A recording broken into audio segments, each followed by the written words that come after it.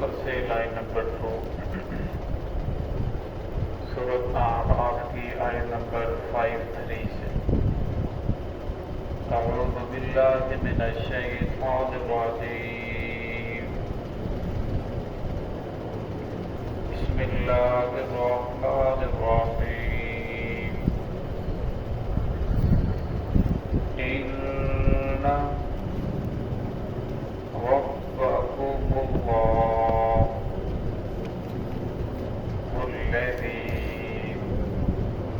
خلق السماوات والأرض في 6 أيام ثم استوى على العرش يغشي الليل النهار يطلبه حثيثا والشمس والقمر والنجوم مسخرات بأمره ألا له الخلق والأمر تبارك الله رب العالمين. ادعوا ربكم تضرعا وخفيا إنه لا يحب المعتدين ولا تفسدوا في الأرض بعد إصلاحها وادعوه خوفا وطمعا إن رحمة الله قريب من المحسنين. سمعت. بسم الله الرحمن الرحيم.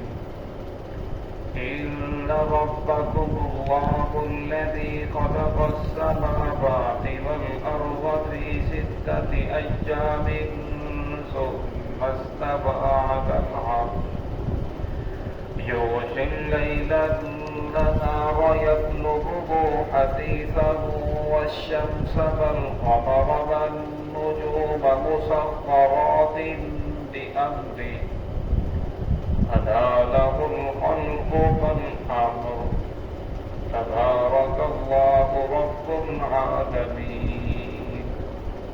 ادعوا ربكم تضرعا وخفيا إنه لا يحب المعتدين ولا تفسدوا في الأرض بعد إصلاحها وادعوه خوفا وطمعا إن رحمة الله قريب من المحسنين.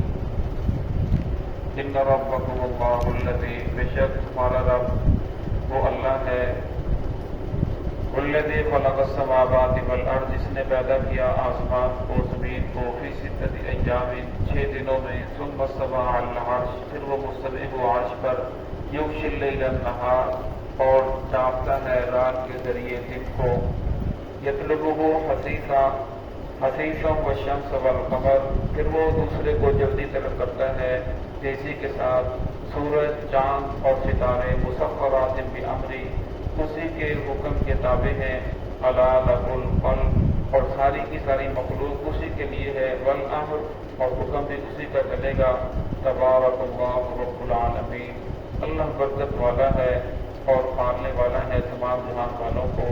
ادعوا ربکم، پکارو اپنے رب کو، تضرعا و خفیہ، عاجزی کرتے ہوئے اور آہستہ آہستہ، انہ لا یحب المعتدین، بے شک اللہ رب العزت محبت نہیں کرتے حد سے تجاوز کرنے والوں سے۔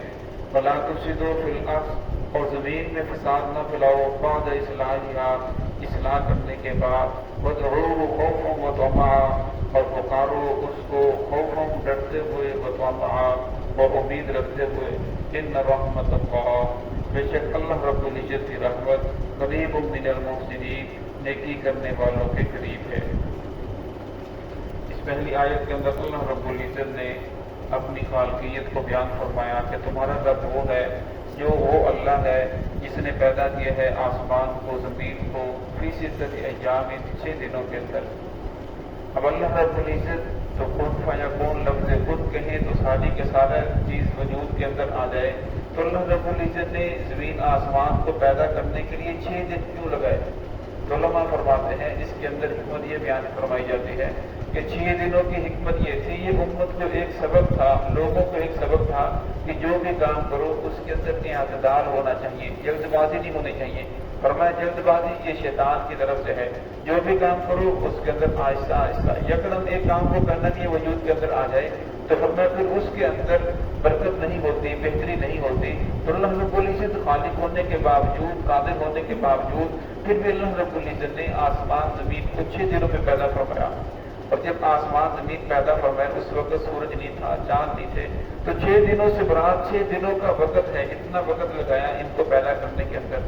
تو اس لیے فرمایا انسان جو بھی کام کرے اس کے اندر اعتدال کو مد نظر رکھنا چاہیے، جلد بازی نہیں ہونی چاہیے۔ ثم استوى على العرش، پھر اللہ رب العزت مستوی ہو عرش پر، یعنی اللہ رب العزت، ہمارا یہ بھی عقیدہ ہے کہ اللہ رب العزت عرش پر مستوی ہے۔ اب اس کے بارے میں سوال کرنا کیسے مستوی ہے، کیسے بیٹھا ہے، جیسے ہم لوگ بیٹھے ہیں ایسے بیٹھے ہیں، یا کرسی پر ہیں، چارپائی پر ہیں، پلنگ پر ہیں، تو فرمایا اس کے بارے میں سوال نہیں کرنا چاہیے۔ امام مالک رحمۃ اللہ علیہ سے سوال کیا گیا تو انہوں نے فرمایا کہ اس کے بارے میں کیفیت جو ہے اس کی مجہول ہے، اور اس کے بارے میں سوال کرنا جو بدعت ہے، ایسے ہی ایک چیز کے بارے میں لگنا۔ فرمایا اللہ رب العزت کیسے بیٹھے ہیں؟ کما یلیق بشانہ، جیسے اللہ رب العزت کی شان ہے۔ اور فرمایا وَهُوَ مَعَكُمْ، یہ بھی ہمارا عقیدہ ہے، أَيْنَمَا كُنتُمْ، اللہ رب العزت تمہارے ساتھ ہے۔ فرمایا جہاں بھی تم ہوتے ہو اللہ رب العزت تمہارے ساتھ ہے۔ قرآن پاک میں کسی جگہ لبشا فرمایا وَنَحْنُ أَقْرَبُ إِلَيْهِ مِنْ حَبْلِ الْوَرِيدِ، اے میرے بندے میں تیری شاہ سے بھی زیادہ قریب ہوں۔ تو علماء فرماتے ہیں کہ اللہ رب العزت اپنے علم کے اعتبار سے ہر وقت بندے کے قریب ہے، بندہ جو بھی مانگتا ہے، جن کے اندر جو بات پیدا ہوتی ہے اللہ رب العزت کی ذات کو معلوم ہے۔ یغشی اللیل النہار، فرمایا وہ ڈانپتا ہے رات کے ذریعے دن کو، یطلبہ حثیثا، اور پھر فرمایا پھر دن تیزی سے رات کو طلب کرتا ہے۔ ہم دیکھتے ہیں رات ہوتی ہے، رات ختم ہوتی ہے، دن آ جاتا ہے، دن ختم ہوتا ہے، رات آ جاتی ہے۔ فرمایا اس طرح رات دن کی دوڑ لگی ہوئی ہے۔ ان سب کو پیدا کرنے والی ذات ایک اللہ رب العزت کی ذات ہے۔ والشمس والقمر والنجوم، فرمایا سورج، چاند اور ستارے مسخرات بامری، یہ سارے کے سارے اللہ رب العزت کے حکم کے تابع ہیں۔ جب سے سورج بنا ہے، زمین آسمان بنی ہے، سورج اپنی رفتار میں چل رہا ہے۔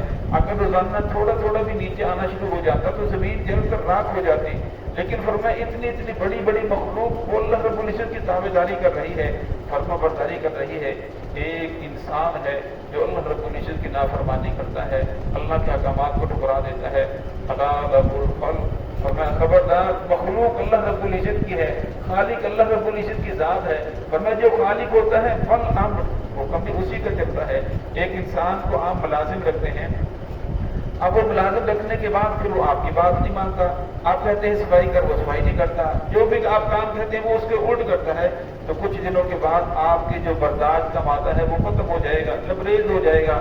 आप कहेंगे कि भाई आप चले जाए, मैं किसी और को और खादिम ढूंढता हूँ जो मेरे काम आए, जो मकसद है उस मकसद को पूरा करे। तो अल्लाह रब्बुल इज्जत ने इंसान को जिस मकसद के लिए पैदा फरमाया, खालिक अल्लाह रब्बुल इज्जत की जात है, बंदा मखलूक है, बंदा गुलाम है, लेकिन फरमाया बंदा उस खालिक की बात को ना माने, उसके हुक्म को ठुकरा दे। लेकिन अल्लाह रब्बुल इज्जत फिर भी अपने बंदे के हाल पर रहम फरमाते हैं। तबारकल्लाह, और अल्लाह तो बड़ा बरकत वाला है, रब्बुल आलमीन, जो रब है तमाम जहानों का, तमाम जहानों को पालने वाला है।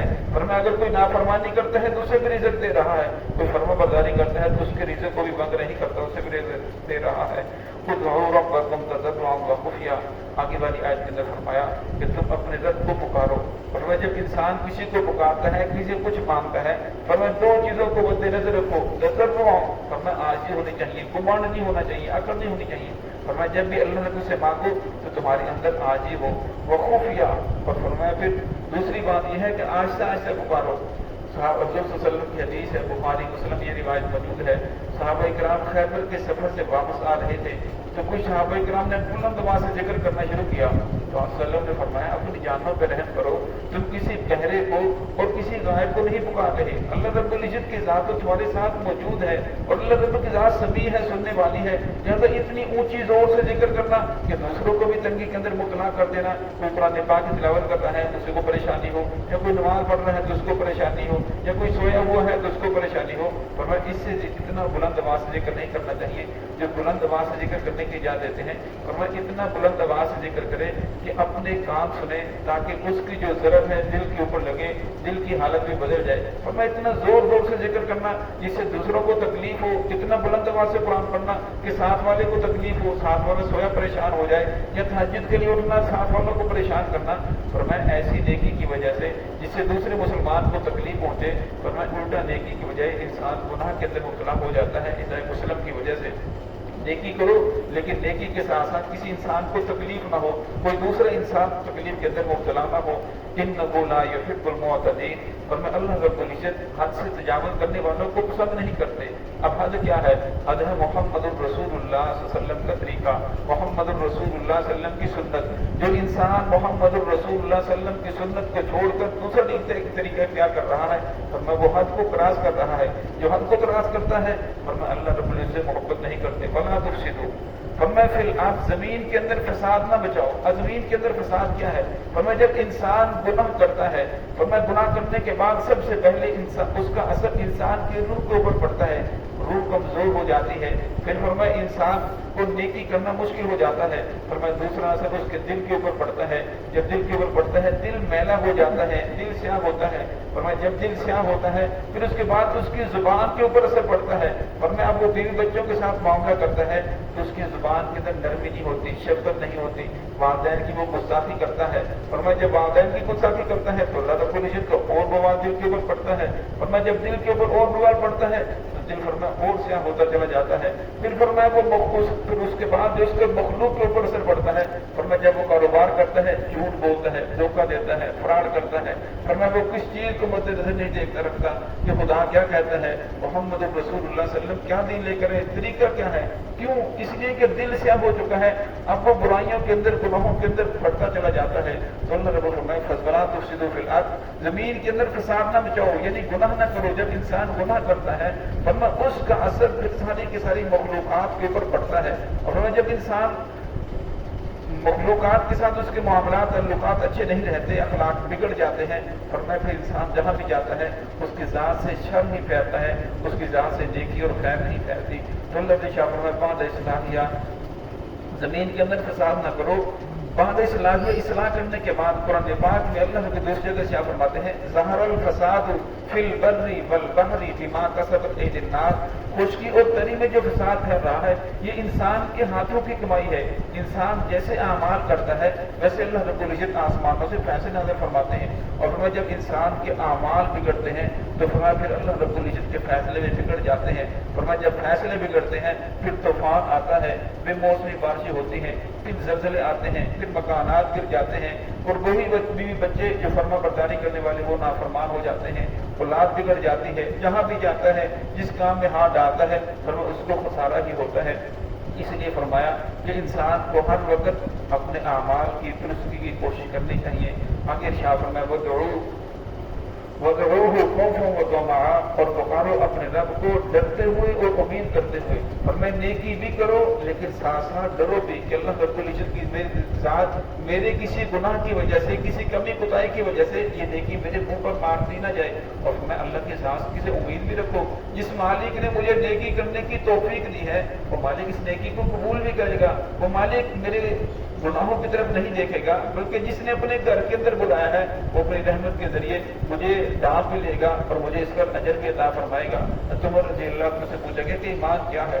تو انہوں نے فرمایا کہ ایمان یہ ہے کہ بین الخوف والرجاء، خوف اور امید کے درمیان جو ہے یہ ایمان ہے۔ اور میں اگر ساری کی ساری مخلوقات کو جہنم کے اندر پھینک دیا جائے، مجھ عمر کو اللہ کی ذات سے اتنی امید ہے کہ اگر اللہ بخائے کہ ایک آدمی جنت میں جانے والا ہے تو میں عمر ہوں جو جنت میں جانے والا ہوں۔ اور اللہ کی ذات کا خوف اتنا ہے، اگر اللہ نے شاہ فرمائے کہ سارے کے سارے لوگ جنت کے اندر چلے جاؤ، صرف ایک آدمی ہے جس کو میں جہنم کے اندر پھینکوں گا، اور مجھے اللہ کی ذات سے ڈر اتنا ہے کہ ہو سکتا ہے کسی گناہ کی وجہ سے وہ جہنم کے اندر جانے والا میں عمر ہی ہوں۔ اس لیے فرمایا انسان کو نیکی بھی کرے، ساتھ ساتھ اللہ رب العزت کی ذات کا ڈر بھی ہو، وہ بھی ہو، اور تھوڑا سا نیکی کی امید بھی ہو۔